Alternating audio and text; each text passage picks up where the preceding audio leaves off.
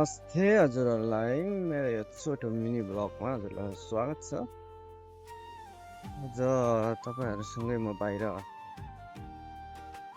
दृश्य हेर्दै हेर्दै तपाईँलाई नि देखाउँदै है म पनि यसो घुम्नुहुन्छ भनेर निस्किरहेको छु। तपाईँहरूलाई दृश्य देखाउँदै जान्छु है। यो कहाँनिर हो भन्ने तपाईँहरूले सोच्नुहुन्छ होला। तपाईँहरूले एकचोटि गेस गर्नु होला है त, कहाँनिर चाहिँ यस्तो ठाउँ छ भन्ने कुरो। अनि म लास्टमा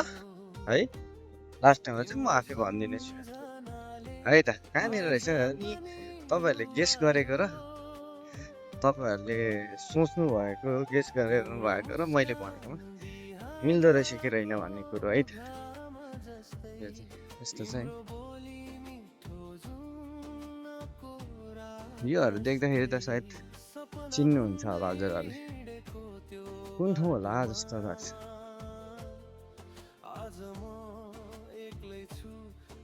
गर्मी यस्तो छ कि गर्मीले नै हात बनिसक्यो है।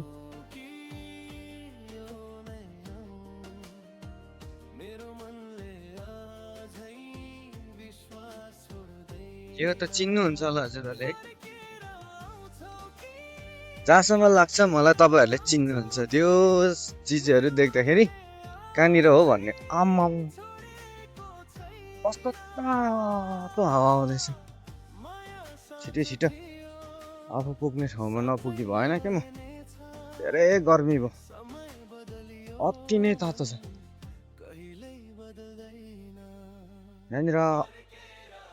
46-48 त होला हो आज गर्मी, जहाँसम्म लाग्छ यस्तो छ है। परतिर जानु पर्यो भने अहिले सकिँदैन र हो, यता परतिर गएर देखाइदिन्थेँ म।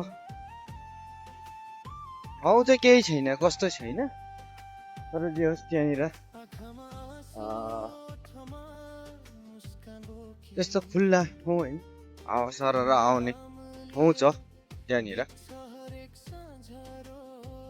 मेरो चाहिँ यहीँसम्म हो यात्रा, फेरि फर्किँदाखेरि म देखाउने कोसिस गर्छु है अर्कोपट्टिबाट।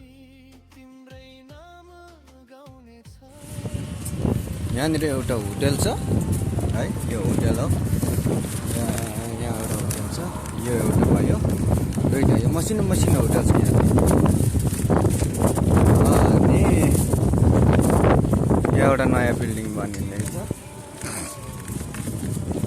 है। म आउनु पनि अर्को बाटो हो, तर म अफसाइड कुदिरहेको छु।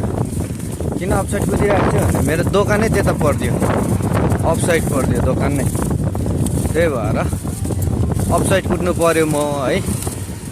त्यसमा कोही पनि माइन्ड नगर्नु होला।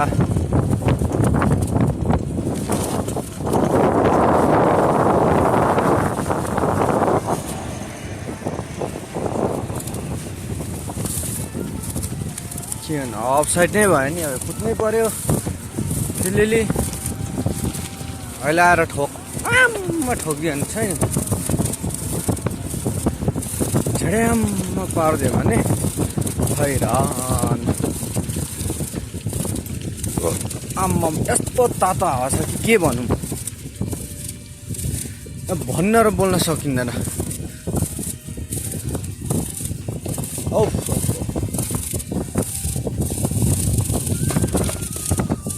पुरै बिल्ला जस्तिकै तातो हुन्छ नि,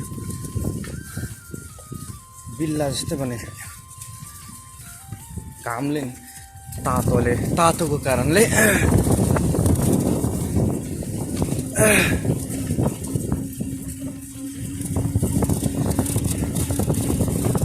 यो यस्तो क्या बोसोहरू भयो कस्तो हुन्थ्यो होला, कस्तो खतरा बिल थियो होला यहाँ। ल धेरै धन्यवाद हजुरहरूलाई मेरो भिडियो अन्तिमसम्म हेरिदिनु भएकोमा। धेरै धन्यवाद। केही बोल्न सकिनँ म गर्मीले गर्दा है। म आउनु पनि अर्को बाटो हो, तर म अफसाइड कुदिरहेको छु। किन अफसाइड कुदिरहेको थियो भने मेरो दोकानै त्यता परिदियो, अफसाइड परिदियो दोकान नै। त्यही भएर अफसाइड कुद्नु पर्यो म है। त्यसमा कोही पनि माइन्ड नगर्नु होला।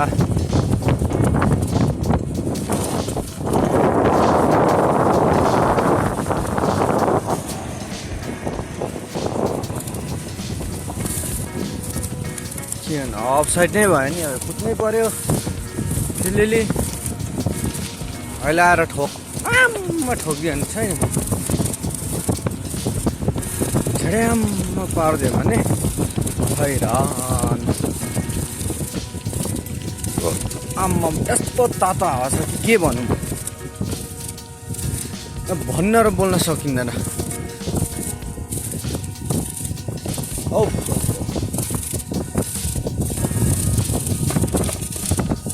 पुरै बिल्ला जस्तिकै तातो हुन्छ नि, बिल्ला जस्तै बनाइसक्यो।